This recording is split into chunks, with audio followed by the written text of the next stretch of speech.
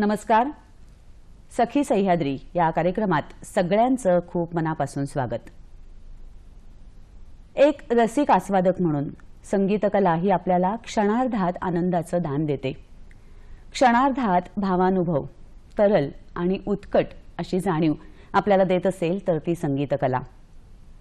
क्षणार्धात या जाणीवा आपल्याला देणारी आणि आपला मूड, आपली मनस्थिती बदलणारी ही कला संगीताच्या साधकांना साध्य करण्यासाठी मात्र काही दशकांचा अवधी द्यावा लागतो, साधना करावी लागते, समर्पण करावं लागतं. एक गायक होणं हे अजिबात सोपं नाही आणि त्याही पुढे जाऊन एक रचनाकार होणं हा तर त्याहूनही अधिक दूरचा आणि अधिक अवघड असा पल्ला आहे. मन, बुद्धी आणि कला अशा 3 पातळ्यांवरती कलावंताला यासाठी स्वतःला पणाला लावावं लागतं. हा संगीतकार म्हणून असलेला प्रवास, एक गायक म्हणून, संगीताचा साधक म्हणून असलेला प्रवास, त्यातलं अवघडपण, त्यात आवश्यक असलेलं सातत्य, हे सगळं काय आहे हे आजच्या कार्यक्रमातून आपण जाणून घेणार आहोत. आणि त्यासाठी आज आपल्या स्टुडिओत आलेल्या आहेत मराठवाड्यातल्या पहिल्या आणि प्रख्यात संगीतकार आनंदी विकास. आनंदीताई, कार्यक्रमात तुमचं खूप मनापासून स्वागत. संगीताच्या माध्यमातून, तुमच्या गाण्यांच्या माध्यमातून आपली ओळख झालेलीच आहे. आज प्रेक्षकांना तुमचा हा जो सगळा प्रवास आहे हा तुमच्या मार्फत आपण पोहोचवणार आहोत. आनंदी विकास यांनी 400 पेक्षा सुद्धा अधिक गाण्यांना संगीत दिलेलं आहे. प्रख्यात आणि दिग्गज संगीतकार दशरथ पुजारी यांच्या त्या शिष्य आहेत. अजित कडकडे, शंकर महादेवन, उत्तरा केळकर, आशा खाडीलकर, मुग्धा वैशंपायन, प्रियंका बर्वे अशा नव्या आणि जुन्या पिढीच्या गायकांनी त्यांची अनेक गीतं गायलेली आहेत. यासोबतच बालभारती आणि महाराष्ट्र राज्य सांस्कृतिक धोरण समितीच्या त्या सदस्य आहेत. अक्षरनाद हे पुस्तकही त्यांनी लिहिलेलं आहे. आनंदीताई, तुमचा हा जो सगळा प्रवास आहे संगीताच्या आणि शब्दांच्या राज्यातला, माध्यमातला, तो जाणून घेण्याची उत्सुकता आहे. पण अर्थातच तुमच्या गाण्यानं, तुमच्या स्वरांनी कार्यक्रमाची सुरुवात केली तर ती तुमची अधिक उचित अशी ओळख होईल. नामाचे भजन, पांडुरंग ध्यान, नामाचे भजन, पांडुरंग ध्यान, वसे संकीर्तन, वसे संकीर्तन, अखंडित नामाचे भजन, पांडुरंग ध्यान, वसे संकीर्तन, अखंडित नामाचे भजन, पांडुरंग ध्यान. भेटी लागी जीवा कासावीस होई, भेटी लागी जीवा कासावीस होई, कधी ठेवू डोई, हा कधी ठेवू डोई, पदी माय बापा नामाचे भजन, पांडुरंग ध्यान. येणार तू सयेग बेचैन आज झालो, येणार तू सयेग बेचैन आज झालो. हा मेलमध्ये आणि फिमेलमध्ये. येणार तू सख्या रे बेचैन आज झाले, चाहूल नाली, चाहूल नाली, गंधात आज नाले, बेचैन आज झाले. मी माळल्या फुलांचे हे झाड हे उदास, मी माळल्या फुलांचे हे झाड हे उदास, कळले कळीस कोठे कळले कळीस कोठे तुझ्यात गुंतलेले, येणार तू सख्या रे बेचैन आज झाले. अजून एक भाव राधाकृष्णाचा.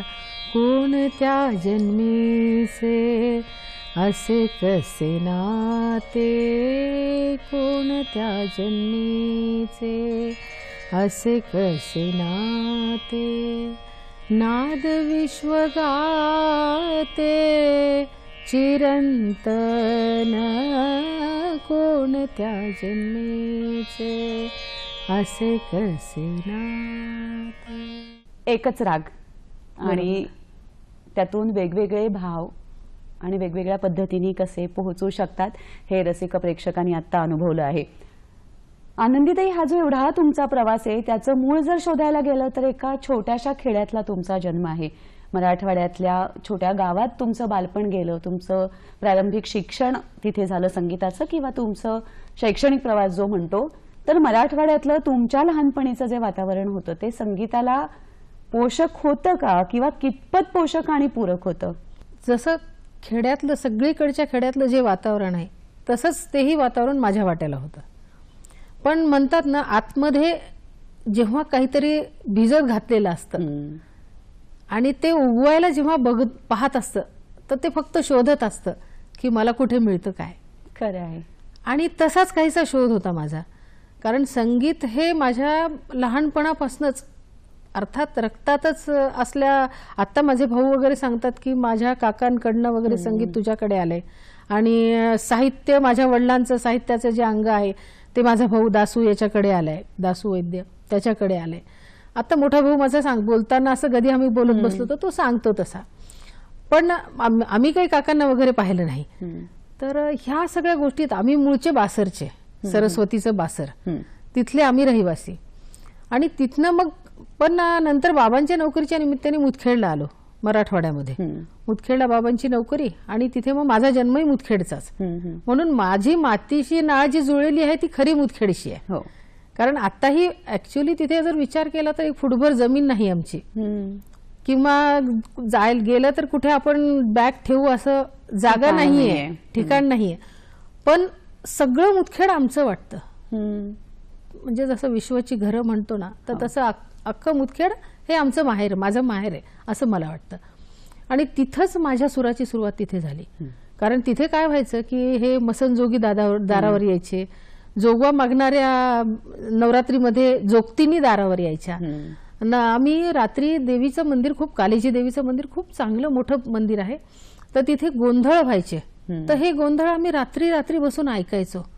बऱ्या प्रमाणात गोंधळांची भाषा पण त्यावेळेस शिकलो होतो, आता काही ते आठवत नाही कारण तो प्रांत नव्हता. संगीत तेवढं लक्षात राहिलं, भाषा विसरून गेले.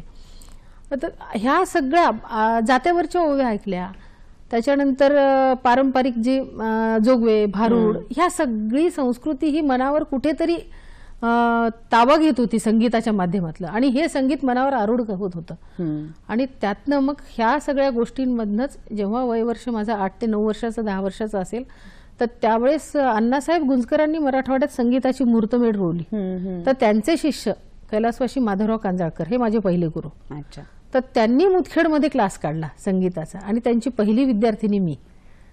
एका अर्थाने तुमचे योग हे छान पद्धतीने जुळून येण्याची सुरुवात तुमच्या बालपणीच झाली की तुम्हाला शिकायचं होतं, आणि त्यावेळेला मराठवाड्यासारख्या ठिकाणी अभिजात शास्त्रीय संगीत घेऊन गुरु म्हणून कोणीतरी उभं राहणं, आणि ती पुढे आपण दशरथ पुजारींपर्यंत तो तुमचे सुंदर योग प्रवास झाला.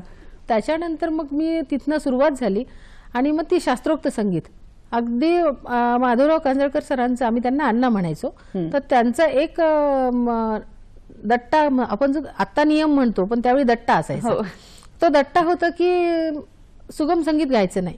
अच्छा. म्हणजे राष्ट्रगीताच्या व्यतिरिक्त दुसरं गाणंच म्हणायचं नाही, हा एक म्हणजे नियमच होता त्यांचा, आणि तो आम्ही फॉलो करायचो, आम्ही ऐकायचो तो. पण शास्त्रीय संगीत म्हणजे त्यांनी इतकं पक्क करून घेतलं की गुरु कसा असावा, तर त्यांच्यासारखा असावा, शिकवणारा. गायक आणि गुरु शिकवणं ह्याच्यातले टप्पे फार वेगळेत, तर त्यातले ते उत्तम गुरु आणि ते लाभल्यामुळे आता त्याची जाणीव होती की अरे आपल्याला त्यांनी किती छान शिकवलंय आणि ते आजही ती जी पुंजी आहे ती आजही त्याच पुंजीवर आपलं काम चालू आहे. आणि त्याच्यानंतर प्रवास मग नंतर पुढे 1-2 वर्ष शिवदास देगलूरकरांकडे शिकले आणि अंबाजोगाईला. आणि त्याच्यानंतर मग माझा खरा प्रवास सुरू झाला तो दशरथ पुजारी यांच्याकडे. आनंदी विकास यांच्या स्वरांनी सुरुवात झाल्यानंतर त्यांचा संगीताचा प्रवास कसा सुरू झाला ते आपण ऐकतो आहोत. पण आत्ता घेतो आहोत एक छोटीशी विश्रांती. छोट्याशा विश्रांतीनंतर कार्यक्रमात पुन्हा एकदा सगळ्यांचं खूप मनापासून स्वागत. संगीताची मुळाक्षरं किती कठोर पद्धतीने आणि दूरदृष्टीने घोटवून घेतली तुमच्या गुरूंनी हे तुम्ही सांगत होतात. एका छोट्याशा गावात संगीताची आवड ही हौस म्हणून न राहता ती ध्यासात परिवर्तित होणं, त्याच्यासाठी असलेलं घरातलं वातावरण आणि या मुलीकडे काहीतरी वेगळं आहे हे हेरण्याची दृष्टी, हे काम कोणी केलं? कसं आहे माहितीये का, मुलांच्या दृष्टीने मुलं आणि मुलींमध्ये जी आपली पिढी होती त्यावेळेस थोडासा फरक होता. पण पालक जोवर तुमच्या पाठीशी उभं राहत नाहीत तोवर आपण काही करू शकत नाही. असंच काहीसं माझ्या बाबतीत झालं. आणि माझ्या आईला माझ्यातली जी म्हणजे जी आहे आतमध्ये जे काय धगच होती ती, तर ती आईला कळली. आणि 10वीचं वर्ष होतं माझं. 10वीच्या वर्षामध्ये माझ्या भावांनी सांगितलं होतं की आता हिला गाणं जर हिचं जर चालू ठेवलं तर ही 10वी पण शिकणार नाही. म्हणजे होतं माझं थोडंसं वेळ असं होतं की मला शाळा वगैरे कधीच आवडायची नाही. शालेय शिक्षणाच्या बाबतीत मला कधीच नापास नाही झाले पण ते आवडलंही नाही फार. कारण सगळा ओढा होता तो संगीताकडे होता, जे शिकायचं होतं. मी सांगू का, मी त्या एक वडार गल्ली म्हणून आहे, मराठा गल्ली म्हणून आहे, तर ह्या गल्ल्यांमध्ये जाऊन मी जात्यावरच्या ओव्या ऐकायची. तर त्या ओव्या इतक्या छान वाटायच्या कानाला. मग अजान ऐकायची मी.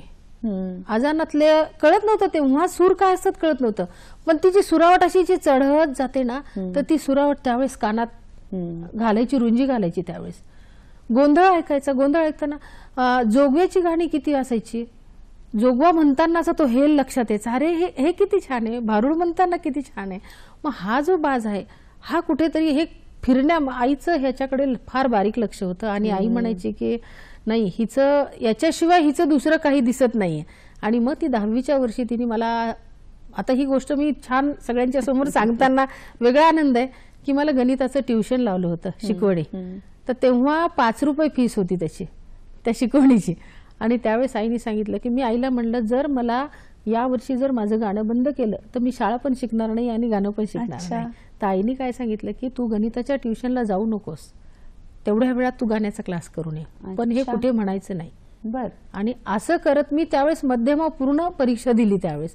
आणि योगायोग असा की त्या मध्यमा पूर्णच्या परीक्षेत मी अख्ख्या विभागातून पूर्ण गांधर्व चेचेतून पहिली आले. तेव्हा आश्चर्याचा धक्का बसला. 10वीचा रिझल्ट लागायचा राहिला होता. म्हणजे ती धाकधूक होतीच आईला की इकडे पहिली आली पण इकडे काय होतंय आता. पण योगायोगाने तिथे चांगल्या मार्कांनी पास झाले. आणि आईचा पाठिंबा आणि बाबांनी पण रात्री जेव्हा, तेव्हा आत्ता कसं आहे की आपण आत्ताची पिढी फार वेगळी आहे. आपण मुलांमध्ये काही गुण दिसले की आपण लगेच त्यांना ते सगळं पुरवायला जातो पालक म्हणून. पण तेव्हा नव्हतं तसं. तेव्हा काय होतं की मग हार्मोनियम ती क्लासमध्ये, तानपुरा तो क्लासमध्ये. तर रात्रीच्या 3 वाजता भली थंडी असायची, सगळं असायचं. स्वेटर सुद्धा मुबलक प्रमाणात, कुठे परिस्थिती कुणाच्याच नव्हत्या तेव्हा. तर त्यावेळेस हे पांघरून वगैरे अंगावर घेऊन बाबा मला रियाजाला सोडायला क्लासमध्ये यायचे रात्रीच्या 3 वाजता. उठवायचं, उठून मला चहा करून द्यायचे बाबा. आणि मग बाबा मला घेऊन जाऊन विठ्ठल मंदिरात आमचा क्लास चालायचा, जिथे केचकर सर म्हणून घर होतं, त्यांचं घर होतं आणि त्यांच्या घरी हे सगळं चालायचं. आणि मी सुरुवातीला म्हटलं की जो साधक असतो संगीताचा त्याच्यासाठी समर्पण आवश्यक असतं. खरं म्हणजे मला जोडायला आवडेल की इतकी धग असलेली मुलगी किंवा इतकी धग असलेला मुलगा जेव्हा घरात असेल, ज्याला फक्त झपाटले पण म्हणता येईल, स्वरांपाशी असलेलं, खरंय, त्याच्या घरादाराला समर्पणाची भूमिका ठेवायला हवी. तेव्हाच काहीतरी भव्य दिव्य जे म्हणतो ते घडू शकेल.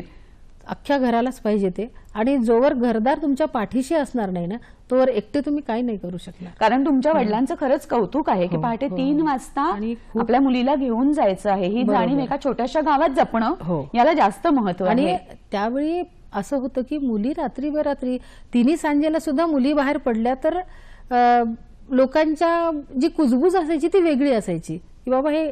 पण थोडंसं माझ्या बाबतीत वेगळं होतं. म्हणजे थोडं उन्हाळपण म्हणा किंवा काही म्हणा हे होतच अंगामध्ये, आणि बऱ्याच प्रमाणात यायच्या तक्रारी, पण त्यालाही कधी जुमानलं नाही, बाबांनी नाही आणि आईने नाही.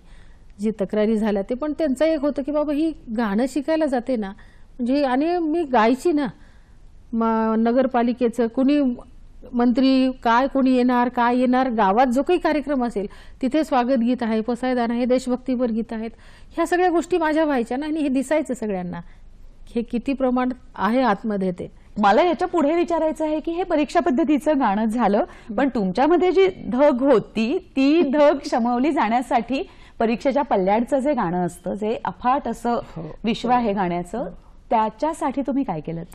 परीक्षा पद्धती कसं आहे की तुम्हाला एक कागद दाखवावाच लागतो काय आहे ते. असं तुम्ही कितीही शिकलात, असं तुम्ही आयुष्य जरी त्यात वेचलं तरी तुम्ही काय शिकलात हे जर एक कागद आपल्याकडे नाही तर ते मान्य नाहीये, म्हणून तो कागद आहे. पण असं गाणं कागदापर्यंत नाही शिकता येत, ते इतकं विस्तृत स्वरूपाचं आहे. आपण आता इथे बसलोय, इथे सुद्धा एक छानशी सुरावट आहे. इथे जर शांत त्यांनी बसलं तर इथे खूप काही सुचण्यासारखं आहे. प्रत्येक ठिकाणी सूर आहे. तुम्ही जंगलात जा, रानात जा, वनात जा, तुम्हाला तो वेगळा सूर सापडेल आणि तो सूर शोधण्याचा प्रयत्न करा, नक्की सापडेल तिथे. पक्ष्यांच्या किलबिलाटामध्ये जो वेगळा सूर आहे तो सूर तुम्हाला तुम्ही आता कीबोर्डवर किती जरी काढू म्हणालो तरी तो मूळचा सूर नाही सापडणार तुम्हाला. गाणं जर शिकायचं असेल तर तुम्हाला तेवढा तुम्हाला विश्व तुम्हाला कमी पडेल.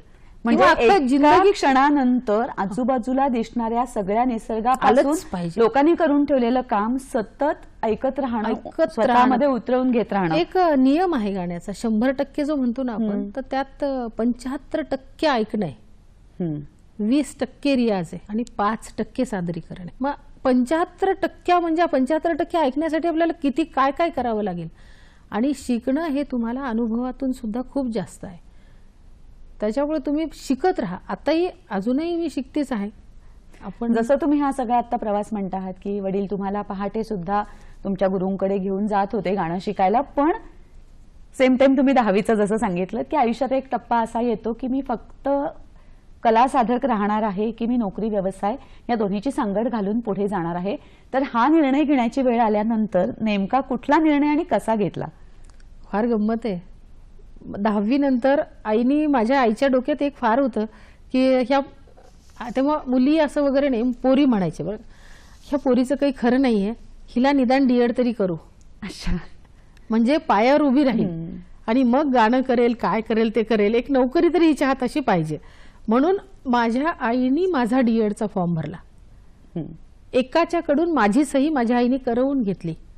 अच्छा, मला माहिती नाही, माझा नंबर लागला डीएडला आणि मी डीएड झाले.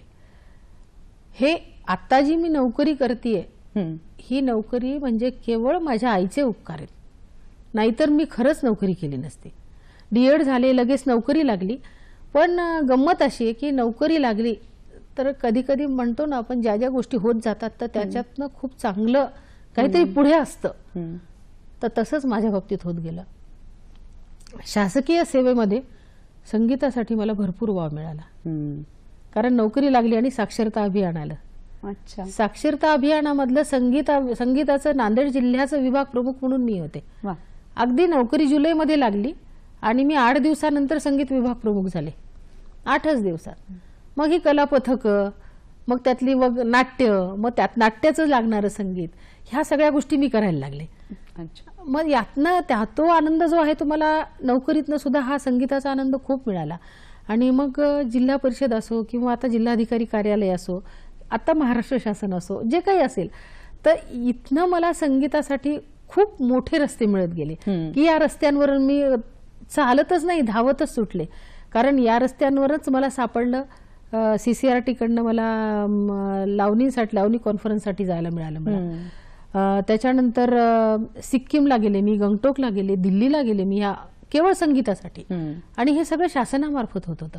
आणि आता समितीच्या धोरणावर तर मी संगीताच्या कामासाठीच आहे. त्याच्यानंतर बालभारतीला मी संगीताच्या अभ्यासक्रमासाठी आहे नियुक्ती माझी. हा आनंद जो आहे, हे रस्ते जे आहेत हे मला नोकरीमधनं छान मिळत गेले. तुमच्याकडे गुण आणि दृष्टी या दोन गोष्टी जर असतील तर किती रस्ते आपल्यासाठी खुले असतात.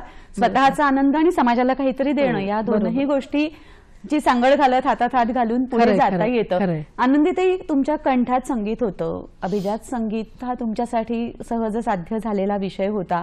अशा वेळेला गायचं की संगीतकार व्हायचं हाही एक निर्णयाचा मुद्दा होता असेल, तर मी संगीतकार होणार, गायक होणार नाहीये हे तुम्ही कधी ठरवलं? आणि खरं म्हणजे तुमच्यातला संगीतकार कोणी ओळखला किंवा तुम्हाला स्वतःला ओळखायला कोणी मदत केली? काय माहित नाही, पण मी आधी गायचीच, गाणंच होतं माझं. पण एकदा माझी बहीण मुंबईला असायची, मुंबईला राहायची, आता ती हैदराबादला आहे. तर माझ्या संगीताच्या प्रवासामध्ये माझी बहीण आणि माझे भाऊजी, 2 नंबरची बहीण आणि भाऊजी, ह्यांचा फार मोठा वाटा आहे. कारण ते मुंबईमध्ये माझं जे काही झालं तर ते सगळं त्या दोघांमुळे झालं. अच्छा. कारण नांदेडवरनं मुंबईला जाणं हा काही म्हणजे फार मोठा 10 वर्ष जाणंही न केलं मी गाणं शिकण्यासाठी. तिच्याकडे मी सुट्टीचं गेले होते, उन्हाळ्याची सुट्टी म्हणून. तर तिथे दशरथ पुजारी कसे आहेत हे पाहायला जायचं होतं मला. दशरथ पुजारी यांच्याकडे शिष्यांसाठी जसं आपण भरती वगैरे म्हणतो ना, तर ते त्यांच्याकडे जागा आहेत आणि ते शिष्य घेणार आहेत, म्हणजे तर त्याची एंट्रन्स म्हणतो आपण आता. तर तेव्हा पूर्व परीक्षा असं. तर मग माझ्या बहिणीच्या मुलीला म्हणलं, चला आपण दोघी जाऊयात. तर ती म्हणे, नाही, आपल्याला कोण म्हणणारे तिथे, कोण ओळखणारे, काय नाही. म्हणलं बघून तर येऊ कसे आहेत दशरथ पुजारी. असं म्हणून आम्ही दोघीच डोंबिवलीला गेलो. गेल्यानंतर पुजारी सरांच्या घरी गेलो. तिथे गेल्यानंतर त्यांनी एकच हेरलं असणार आहे की तिला बोलले, ते बोलल्यानंतर तिचं गाणं ऐकलं, सगळं झालं, तिला बाजूला गेलं आणि मी दाराच्या मागे जी उभी होते एक 10-10:30च्या सुमारास, ती संध्याकाळी 6:30 पर्यंत. अच्छा. उभी, खाली काहीच नाही, हालचाल नाही, काहीच नाही, पूर्ण उभी मी. फक्त पुजारी सर समोर बसलेले, ते एकेकाची परीक्षा घेत होते. मी दाराच्या मागे जसं एक चोरून काय म्हणतो ना आपण, तर एकच होतं माझं की अरे ह्यांना आपण पूर्ण निहाळून घ्यायचं, पुन्हा हे काही बघायला आपल्याला मिळणार नाहीत आणि आपण इथे येऊ शकणार नाही. सगळं झाल्यानंतर ते पाहत होते आदनमधनं, पण माझा पायही हल्ला नाही आणि मीही हल्ले नाही, काहीच नाही. 10 ते 6. तर ते मग 6 वाजता मला म्हणाले की ही काही म्हणजे पद्धत आहे का? म्हणाले, काय उभं राहण्याची, काय नाही. आणि बसा म्हणले समोर माझ्या, गाता का तुम्ही? तर म्हणलं त्यांच्यासमोर गाता का? म्हणलं अवघड आहे, नाही गात म्हणलं तरी अवघड, म्हणलं प्रयत्न करते म्हणलं. तर चालेल म्हणले. मग तू गाणार का म्हणले. म्हणलं मी प्रयत्न करून 1-2 ओळी गाऊन दाखवू का? काय गाऊन दाखवते? तर ते त्यावेळेस एक भावगीत फार सुंदर होतं. चुकवून आज आले सारा खडा पहारा, देई तुझ्या कुशीत आता मला निवारा, चुकवून आज आले. हे भावगीत मी म्हणून दाखवलं त्यांना. म्हणून दाखवल्यानंतर अरे छान आहे की, आवाजाला फिरक आहे आणि आवाज चांगला लागतोय, चांगला आहे, सुरात आहेस, तर शिक की गाणं. तर म्हणलं हो शिकते गाणं. तुम्ही शिकवता का? घाबरू नको म्हणाले, मी शिकवतो तुला गाणं. या गप्पा आपण अशाच सुरू ठेवणार आहोत, पण आता घेतो आहोत एक छोटीशी विश्रांती.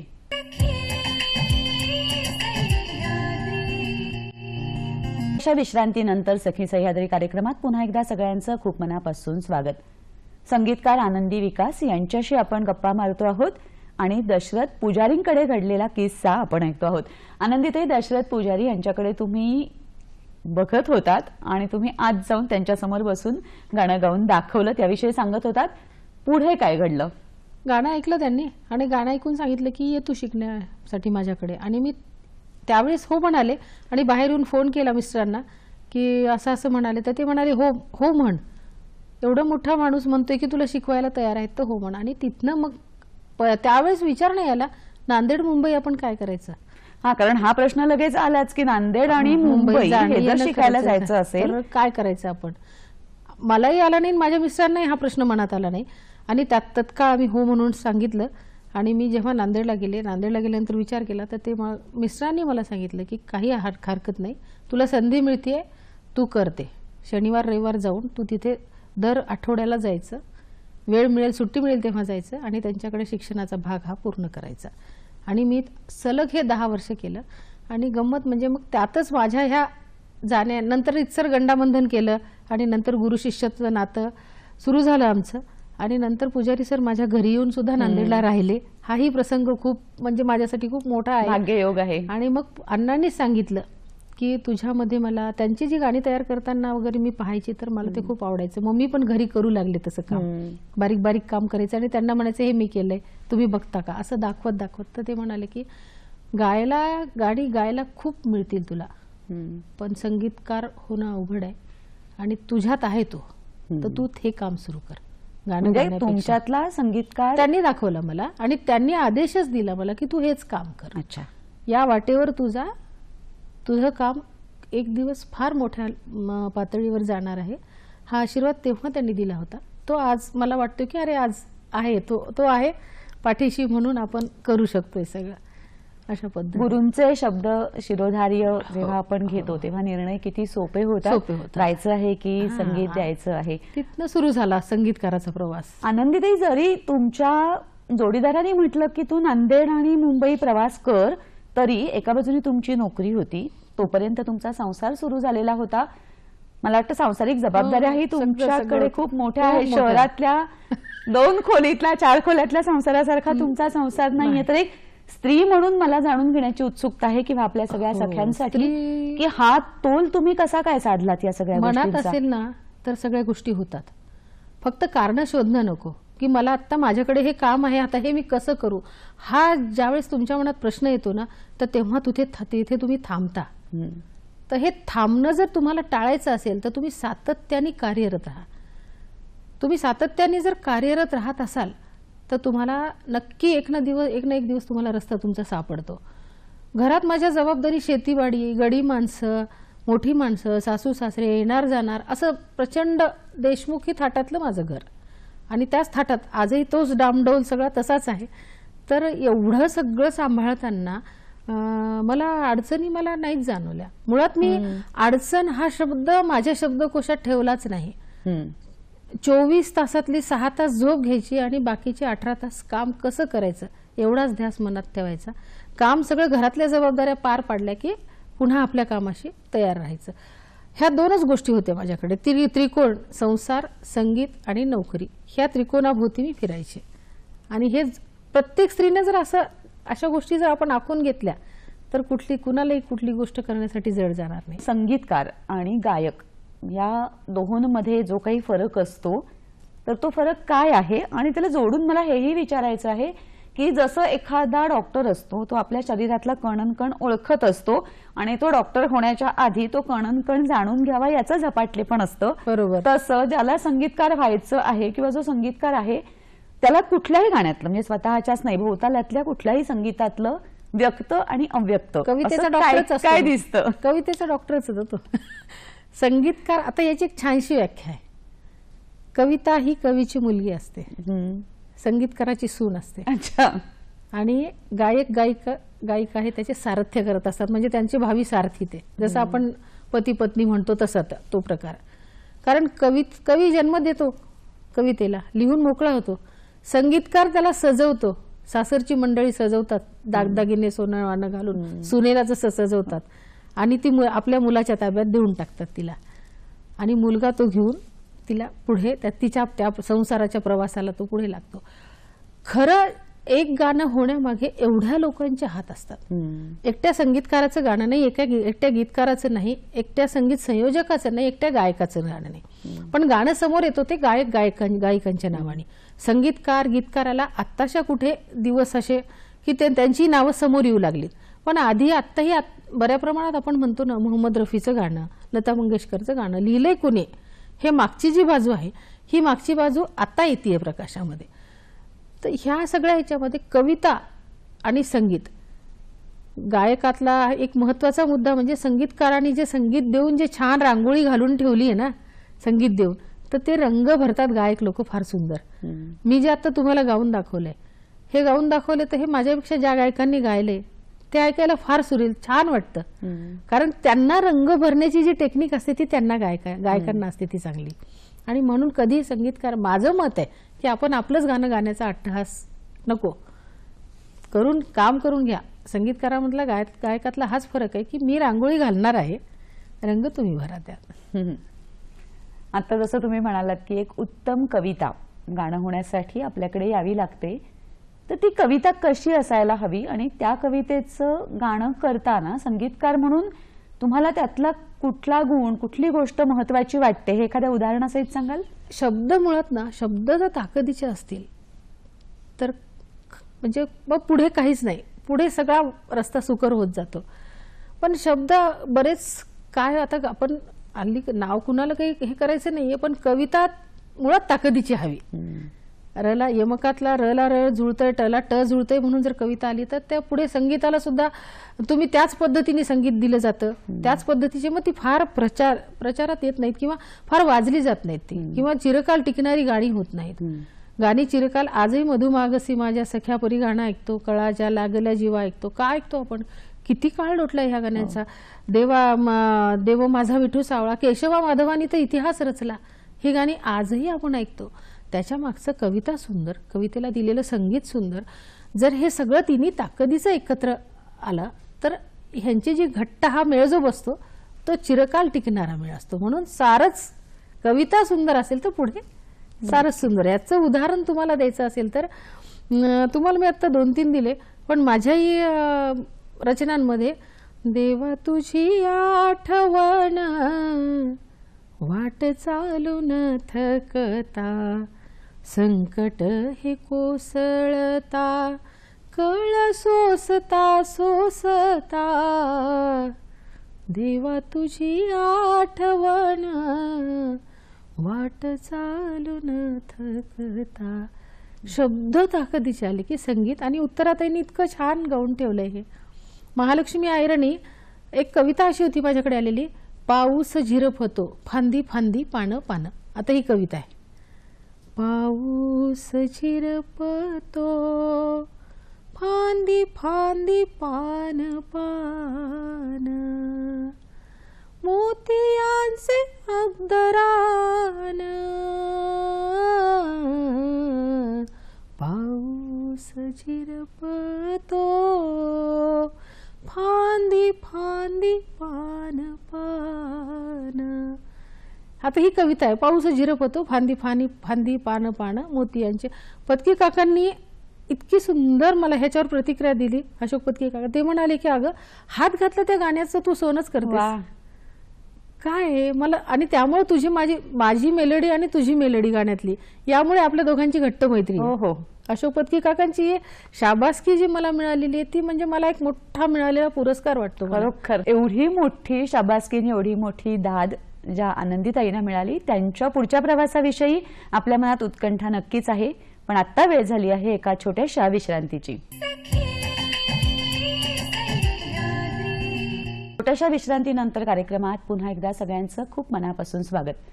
आनंदीताई, आता तुम्ही पत्की काकांची दाद हे सांगत होतात, तर तुमच्या या प्रवासात तुम्हाला यश देणारी, तुम्हाला ओळख देणारी अशी रचना तुमच्यापर्यंत येणं, तुमच्या हातून घडणं, यासाठी किती वाट बघावी लागली, किंवा ते कुठलं गाणं होतं, ती संधी तुमच्यापर्यंत कशी आली? खूप वाट बघावी लागली. आणि मुळात कसं आहे की मराठवाड्यातनं नांदेडमधून येऊन मुंबई पुण्यात पाय रोवायचेत. अण्णा नेहमी सांगायचे की तुझे पाय मुंबई पुण्यात रोवले गेले पाहिजेत आणि मला तेच पाहायचंय. तर त्यांच्या त्या आशीर्वादाने मी पाय रोवत गेले. पण मला खरी संधी मिळाली ती मुंबईतले संजीव कोकिळ यांची. मी गाण्याने, तुम्ही मला सांगितलं की कुठल्या गाण्याने मिळाली, मी गाण्याने नाही म्हणत आहे, मला अख्ख्या 2 प्रोजेक्टनी मला ती संधी मिळाली. कारण खाकी गुलाब रसरंग आणि खाकी गुलाब भक्तिरंग हे 2 जे प्रोजेक्ट आहेत ते माझ्यासाठी एक सुरुवातीच्या काळातले ते माझे ड्रीम प्रोजेक्ट. तर तेव्हा मी 15 गाणी केली, त्यातली 15 गाणी केली, 8 भावगीतं आणि 6 भक्तिगीतं. तर 6 अख्खा विठ्ठल होता त्यात. आणि विठ्ठलाची जी काही ती गाणी होती तर ती गाणी, त्यातलं ती गाण्याची एक ओळ सांगते मी तुम्हाला.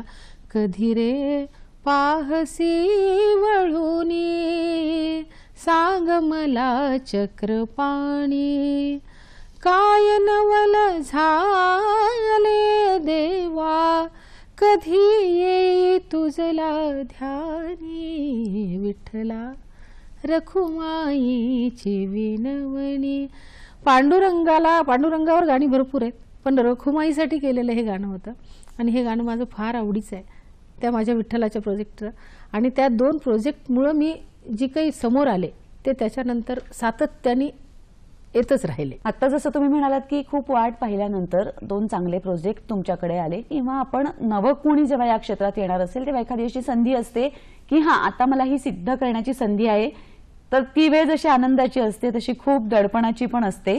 कारण एक अफाट असं विश्व लोकांनी उभं केलेलं असतं, त्याच्यामध्ये नवं, आकर्षक आणि गाण्याच्या बाबतीत सुगम, लोकांना जे सुगम वाटेल असं करावं लागतं. तर याच्यासाठी तुमची स्वतःची तयारी काय करता?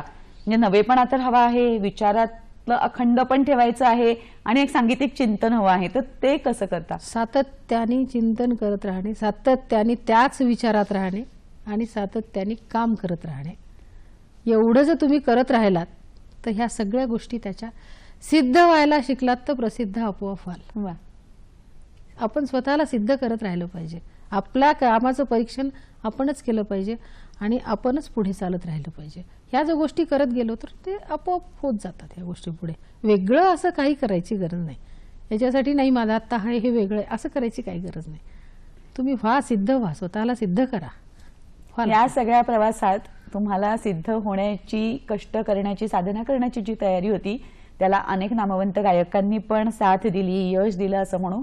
शंकर महादेवन, अजित कडकडे यांच्यापासून प्रियंका बर्वे, अनेक नावं आहेत त्याच्यामध्ये. जसं तुम्ही ताईंचा उल्लेख, संजीव अभ्यंकर, उत्तरा केळकर, महालक्ष्मी अय्यर, जसराज जोशी, सावनी रवींद्र, सगळी गायलीत मंडळी माझ्याकडे, नवीन सुद्धा खूप. या सगळ्या अनुभवाबद्दल किंवा ह्या गायकांच्या वेगळेपणाबद्दल त्यांच्याबरोबर काम करताना कसा अनुभव आला? माझ्या संगीताला खरे न्याय देणारे हेच सगळे आहेत. वादक मंडळी आहेत, गायक मंडळी आहेत.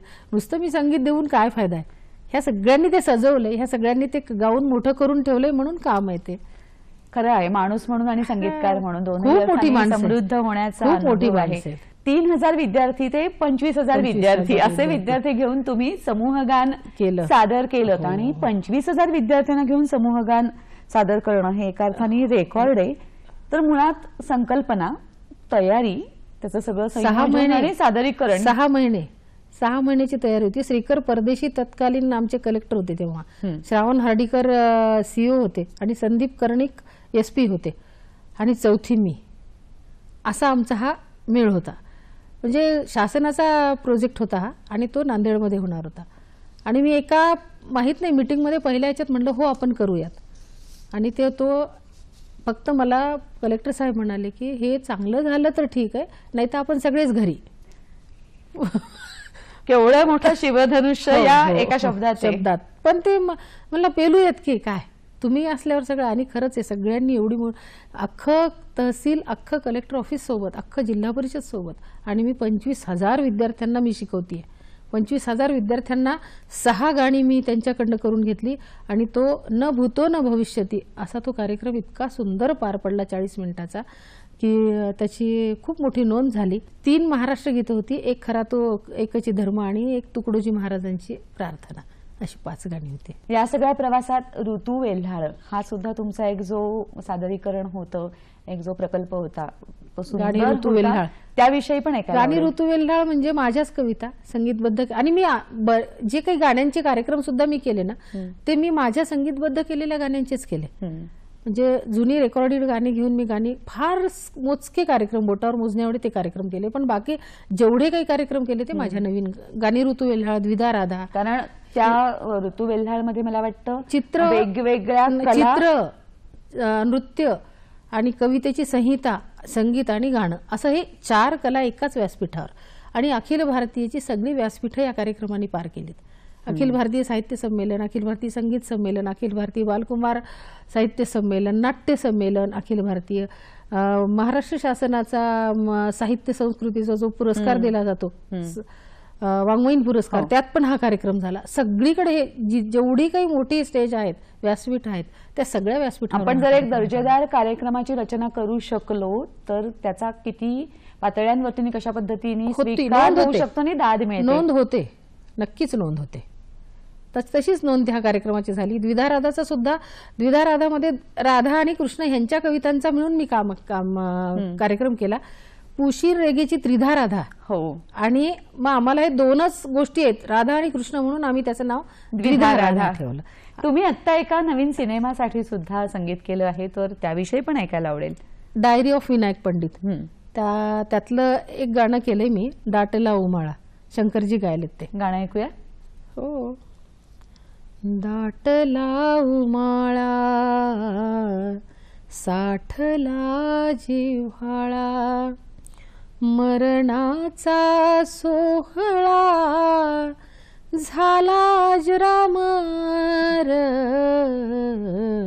दाटला उमाळा साठला जिव्हाळा. बिलगतो प्रवाह अनवट वळण, दिव्यत्वाची हाय रितेपणाचे दळण, कोलाहल अंतरी अपराध उदरी. हे गाणं लिहिणाऱ्या मुलाचं वय आहे केवळ 20 वर्षाचं. कमाल. आनंदिताईंशी अशाच आपण गप्पा मारणार आहोत, पण आता घेतो आहोत एक छोटीशी विश्रांती. छोट्याशा विश्रांतीनंतर कार्यक्रमात पुन्हा एकदा सगळ्यांचं मनापासून स्वागत. एक स्त्री संगीतकार असण्यानं काही फरक पडतो का पुरुष संगीतकार असण्याच्या तुलनेत वेगळा? कारण स्त्री म्हणून असलेल्या तुमच्यावरच्या जबाबदाऱ्या, मला सुचेल तेव्हा मी एकटी आहे, मला सुचेल तेव्हा ते जे काही लख्खपण आहे ते मी असं पेलू शकते, याच्यासाठी हे मी सगळं बंद केलं आणि मी आता निघाले, हे साधणं हे खूप कसरतीचं आणि अवघड काम आहे. तर हे सगळं कसं जमवतं आणि स्त्री संगीतकार म्हणून काही वेगळेपणा जाणवतो का? आहे. स्त्री संगीतकार म्हणून एक छान कवितेकडे पाहण्याचा जो दृष्टिकोन असतो ना, तो फार लाघवी असतो. आणि तिची ती कुठे ना कुठे आतली जी एक ममता, काही कविता अशा फार ह्याच्यात दिसल्या तर तो स्त्रीचा राग वेगळा आणि पुरुषांचा वेगळा, स्त्रीचं अल्लडपण वेगळं, पुरुषांचं वेगळं. आणि हा भाव सगळा बरोबर ह्या दोघांच्या कवितांमधनं, संगीतांमधनं दिसून येतो, पुरुष आणि स्त्रीच्या कामामध्ये. पण नंतरचा जो प्रश्न विचारला होता तो फार आवडला मला, की काम करताना मी आत्ताही सुचलंय ना मला, हे आत्ता माझं झालंच पाहिजे, हे माझा आत्ताचा सुद्धा माझं हा पवित्र आहे घेतलेला. मी स्वयंपाक चालू, माझं सगळं चालू असताना नकळतपणे कविता माझ्या डोक्यात होती ती, तर मी बऱ्याच दिवसाची त्या कवितेला काही चाल सुचली नव्हती आणि मला त्या दिवशी तिथे किचन ते करता करता सुचली चाल. मी अख्खं ते गॅस बंद केला, ठेवून दिला आणि याच्यात रेकॉर्ड करून ठेवली ती चाल. अच्छा. हा. मग आणि हे असंच म्हणून नाही, मला शाळेतही बऱ्याच वेळेला जेव्हा जेव्हा सुचतं तेव्हा त्या गोष्टी मी तिथे करून ठेवते आणि नंतर पुढच्या कामाला लागते. तर हे करावंच लागतं हे, कारण ती त्या क्षणाला जे सुचलेलं आहे ना, तर ते पुन्हा तुम्हाला सुचत नाही. मग पुन्हा तुम्ही प्रयत्न केलात तरी ती भावना, तो भाव त्यात उतरत नाही. म्हणून मग ही प्रतिभा म्हणत नाही मी, काही प्रतिभा म्हणण्या एवढं काही अजून आपलं काही काम नाहीये, पण जे काही सुचणं त्या क्षणी तर ते परत नाही सुचत. तसं मग तिथे तडजोड करावी लागते नंतर काम करताना. आनंदीताई, जसं तर तुम्ही तडजोड म्हणालात, पण मग सांसारिक पातळ्यांवरती जी तडजोड करावी लागते आणि एक कलावंत म्हणून आपल्याला ती करायची असते, पण उरलेल्या लोकांना पण आपल्याशी जी तडजोड करावी लागते ती करायला तुम्ही शिकवलं का? ती समजूत मुळात होती? याला सगळ्यात महत्वाचा म्हणजे नवरा माझा आणि घरातली माणसं आणि मुलांनी पण फार साथ दिली, सासू सासऱ्यांनी साथ दिली. तर नवऱ्यानी मात्र काय म्हणजे नवरा हा पार्ट त्याच्यातला माझ्या बाजूलाच आहे, तो खऱ्या अर्थाने मित्र आहे माझा. कारण प्रत्येक गोष्टीला जेव्हा जेव्हा माझं चालणं आहे तर खूप वेळेला ते म्हणतात की तुझी धाव एवढी मोठी आहे की मी थकतो तुझ्या मागे धावताना. असा म्हणणारा पुरुष फार कमी वेळा पाहायला मिळतो, तो माझ्याकडे. खरंय. आणि त्याचं हे श्रेय आहे. म्हणजे मी जे काही 7 पावलं चालले सप्तपदीची, ती सुरांचीच चालले त्यांच्यासोबत. तांदळावर जे सुपाऱ्या ठेवून चालले तर ते प्रत्येक सूर चालत गेले आणि त्याप्रमाणे ते निभवतात बरोबर पद्धतीने. या स्वरांच्या आणि त्याच वेळेला संसाराच्या राज्यात जे काही तुमचं काम चालू आहे त्याच्याबरोबरीने शब्दांच्या विश्वात पण उतरावं असं तुम्हाला का वाटलं? कारण अक्षरनाद या नावाचं एक पुस्तक तुम्ही लिहिलेलं आहे. तुम्हाला वारसा आहे हे तर तुम्ही सुरुवातीलाच म्हणालात की वडील काव्यतीर्थ आहेत तुमचे. तुमचा भाऊ कविता करतो, पण तुम्हाला सुद्धा नाही मला हे लिहिलं पाहिजे असं का हो, वाटलं? लिखाणाचा मुळात कशी लिखाणाची आवड आहे मला आधीपासूनच आहे, पण प्रांत नाही तो. पण एकदा असंच कळत न कळत अरे असं झालं की आपण लिहावं काहीतरी. एक उर्मी आली, सलील कुलकर्णीची भेट झाली नांदेडला आणि सहज मी सलील कुलकर्णीची मुलाखत घेतली. ती कागदावर घेतलेली सगळी लिहिलेली होतीच. तर मग मनात येऊन गेले की अरे हे आपण केलं पाहिजे काम.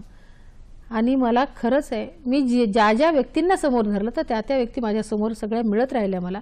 ह्या मुलाखती मी सगळ्या प्रत्यक्ष जाऊन भेटून घेतलेल्या आहेत, फोनवर सुद्धा नाही. आणि ती मनात आलेली उर्मी होती ती पुस्तकाच्या रूपात बाहेर आली. बालभारती आणि सांस्कृतिक धोरण समिती या दोनही ठिकाणी सदस्य आहात, तर या निमित्ताने या माध्यमातून कुठलं काम करायला मिळालं आणि त्याविषयी काय वाटतं तुम्हाला? खूप छान, खूप चांगले अनुभव आणि खूप मोठा अनुभव. आपण म्हणतो ना काही गोष्टी करताना काही काही वेळेला जरी तुम्हाला दैव सुद्धा साथ द्यायला पाहिजे, तर तसं आहे माझ्याकडे, ते पण आहे. अभ्यास असो किंवा माझी कामं असो, कामाची पद्धत असो, पण दैवाची सुद्धा साथ ती पूर्ण मिळाली. आणि ह्या दोन्हीकडे काम करताना, संगीत विभागाचं काम करताना इतके चांगले अनुभव, अधिकारी वर्ग तेवढाच चांगला, म्हणजे तेवढाच आपल्याला मित्रत्वाच्या नात्यांनी समोर घेऊन चालणारा, आणि त्याच्यामुळे आपण एक परिपक्व बनण्यासाठी आपल्यालाही मदत होते. आणि या प्रवासात मराठवाडा रत्न पुरस्कारही मिळाला तुमच्या. काही सांगीतिक उपक्रमांना सुद्धा खास करून गौरवलं गेलं आहे. पण हा जिथून तुमची वाटचाल सुरू झाली त्या भागातला एक महत्वाचा पुरस्कार मिळतो, त्यावेळच्या तुमच्या भावना काय होत्या? समाधानी काम केल्याची पावती आहे. कसं आहे की पुरस्कार मिळाला म्हणून हुरळून न जाता आपल्या कामाची जबाबदारी आपण वाढवून घेतोय ही जाणीव त्या पुरस्काराच्या रूपाने येते असं मला वाटतं. एक पुरस्कार मिळतो म्हणजे नकळत आपल्या कामाची जबाबदारी वाढते, पुढचं पाऊल सावधानतेने टाकावं लागतं. जसं मगाशी तुम्ही म्हणालात की एक स्त्री म्हणून एक वेगळं लाघव आपल्याकडे असतं, तसं जो एक माहेर, म्हणजे स्त्री म्हणून तुम्हाला चुकवता काहीच येत नाही ना, घरातली कर्तव्य कुठलीच चुकवता येत नाहीत. कलाकार म्हणून, संगीतकार म्हणून आणि त्याच्याच बरोबर एक संसारी स्त्री, आई म्हणून सगळ्या दृष्टीने गौरवाचे, साफल्याचे किंवा समाधानाचे क्षण म्हणून असं काय वाटतं आहे की माझ्यापाशी हे आज जमा झालं आहे? मी आत्ता मला खऱ्या अर्थाने समाधानाचे क्षण माझ्या दोन्ही मुलांकडे बघून वाटतात. आपलं तर काम चालूच राहणार, पण जिथं मुलांची उंची जेव्हा आपल्या समोर छान वाढतीये नक्की, आणि आपण कुठेतरी मानवर करून बघतोय, तर तो आनंद आणि ते क्षण नाही सांगता येत. तुम्हाला वेगवेगळ्या संस्थांमध्ये खूप चांगल्या पद्धतीने तुमचे हे सगळे वेगळ्या संकल्पना असलेले कार्यक्रमही घेऊन जाता आले. हो, आनंदवनापासून अनेक ठिकाणी आनंदवन झालं, हेमल कसा झालं, अनेक संस्थांची मी शीर्षक गीतं केली.